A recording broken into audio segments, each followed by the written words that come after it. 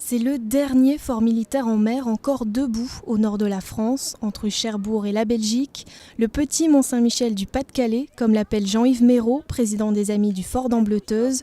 Depuis 50 ans, l'association propriétaire du fort milite pour empêcher sa ruine. Un grand programme de travaux est prévu cette année.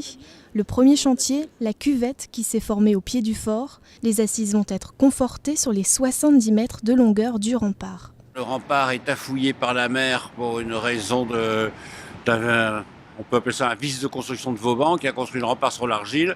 Avec les phénomènes d'érosion accélérée et de recul du trait de côte, cette argile est en train de s'effriter et les assises tombent. Le projet est simplement de combler cette cuvette pour que la mer arrête de brasser des galets et d'user l'argile.